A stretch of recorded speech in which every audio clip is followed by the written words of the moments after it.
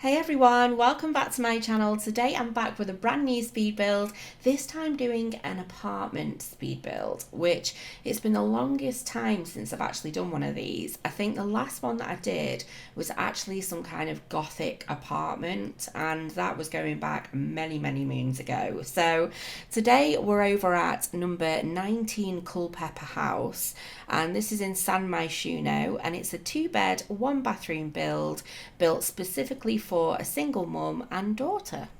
So this came in at 51,622 simoleons. That was for all of the furnishings, but actually to rent this apartment, it would cost 600 simoleons weekly with a deposit of 550. So there's a little bit of maths for you. But I really wanted to build something that was quite refreshing, and like I say, it's been a really long time since I've done an apartment speed build, so I wanted to do something that was really bright and really fun, and something that was quite girly, really, using lots of pastel tones and just sort of playing around with items and seeing what I could come up with. So I did actually redo the floor plan as well, although looking at it now it's possibly quite similar to the original, but yeah, I just wanted to create 2 bedrooms that were of decent size and obviously have like a place to eat with a kitchen and also just a nice living room space. Now, the thing that I absolutely love about this particular apartment is it actually has an outdoor balcony as well. So I spent a little bit of time out on the balcony, really just trying to utilize the space and make it just kind of not only just pretty, but a really functional space that the Sims could enjoy as well. So I must admit, whenever I actually play in The Sims, I always end up playing in apartments, but I never play in an apartment with a balcony. And I really should. I should probably play in this particular apartment more.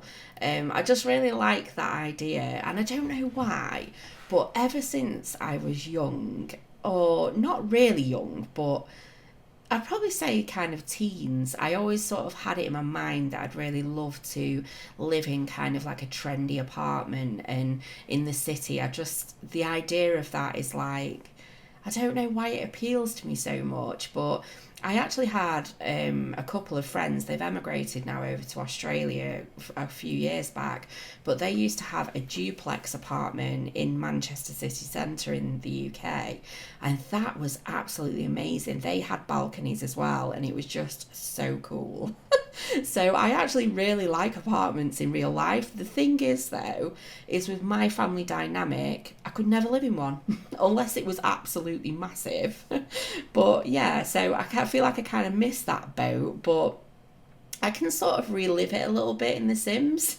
But when it actually comes to The Sims and building, I tend to not really do that many apartments, and I probably should really.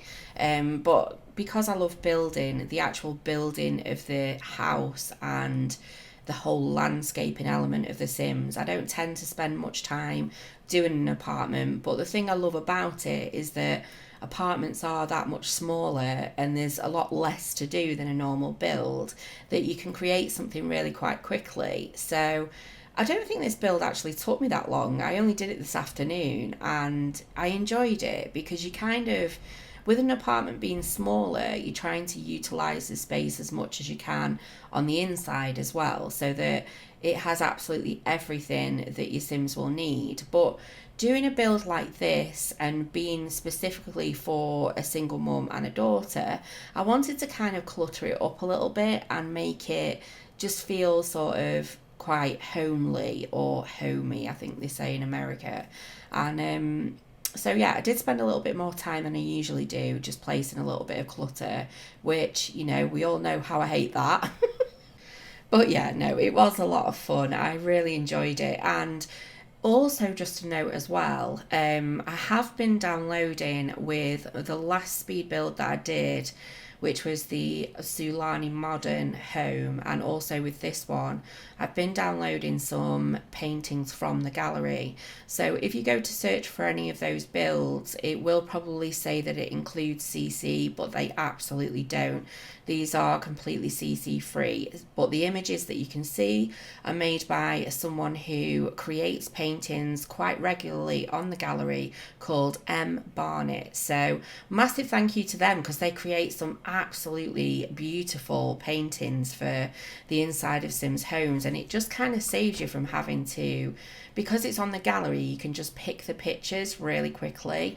So it does say that it's CC, which I suppose it is custom content to an extent, but it's not anything that you'll have to download externally. So if you go to look for this on the gallery, you'll see that there's a little box you need to tick which says include custom content, and when you tick that, it will show up.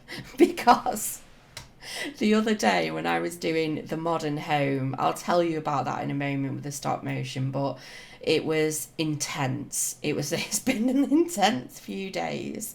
And at one point, I actually saved it, came out of the game, but when I went to fire it back up again, I went to have a look and it wasn't there. And I was like, like, I really gasped. I think my heart skipped a beat as well. And it turns out I just didn't have the box ticked, which said include custom content. And I was like, oh, I nearly had heart failure on the spot.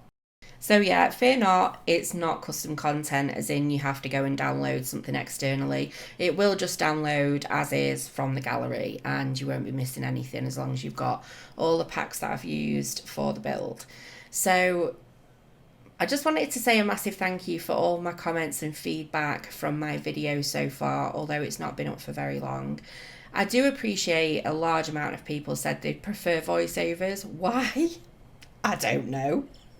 But okay. No, in all honesty, it was a really hard and long process. Stop motion it takes a lot of effort and a lot of time.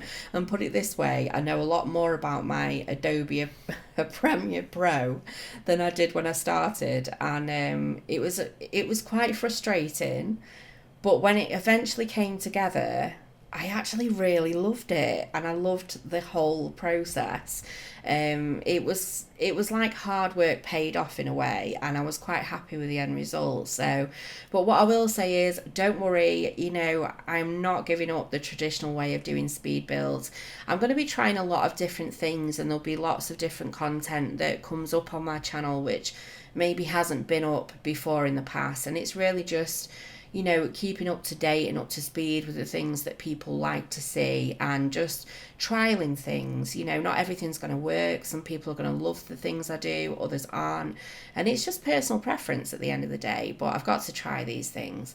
However, I did really enjoy the process, so it's not to say you're not going to see them again, because I probably will do them again, but I won't do them anywhere near as often as I do normal speed builds, just because it is so time consuming, and I really like to upload on a regular basis. And I felt like, that was my first go, so obviously it's going to take longer than if I was to do it again. But then I thought, well, it will be quicker next time, but I don't want to be doing it all the time, so don't worry.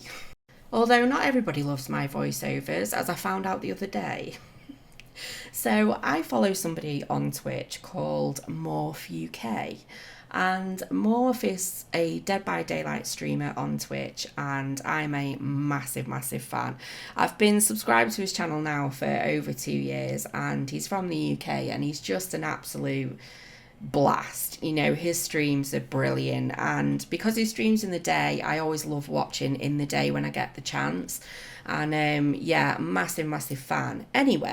Anywho, I was in his stream the other day, and he said, oh, I actually watched one of your videos the other day, the one where you were talking about whether to do voiceovers or not. He was like, I think the voiceovers are good, but it sounds a bit dead, so maybe you need to add a bit of music into the background. And I was like, well, thanks a lot, Morph, cheers, mate.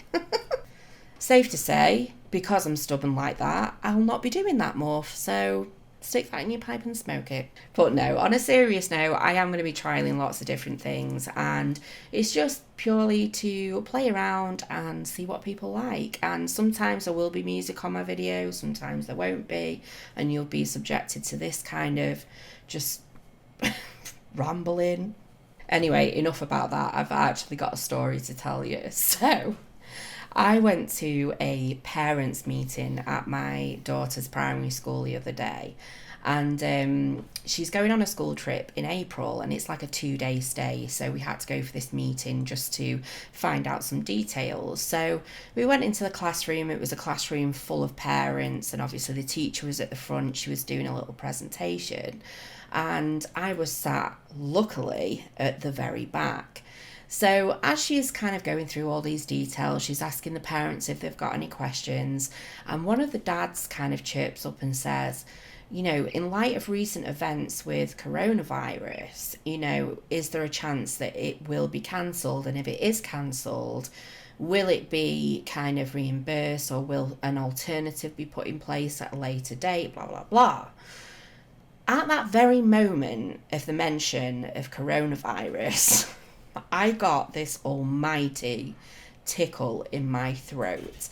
Now, absolutely everyone in the UK at the minute, and I know this is probably slightly across the world, but everybody in the UK at the minute, there's just like hysteria. Every shop is sold out of toilet roll. God knows what I'm going to do next week. Everywhere's sold out of pasta, hand wash, antibacterial wipes, like you name it. People are going absolutely bananas. So as I'm sat in that classroom, I'm looking around, and I can see like quite a few of the parents are like a little bit on edge. So I get this almighty kind of tickle in my throat. And it's one of those, you know, where you don't actually have a cough, but then you just get like a bit of dust or something just hits the back of your throat, and then you've got absolutely no way of suppressing the cough. Well, that happened. I've actually just had to stop and take a drink at the very thought of what I'm going to tell you next. So as I'm sat there, I can feel this tickle in my throat, and I need to cough. I mean, it got to the point where I thought, I'll just cough once and hopefully that'll sort it. So I discreetly coughed, and then I needed to cough again, so I coughed again. But at that point I thought, if I cough any more, everybody's going to look at me and think I've got it.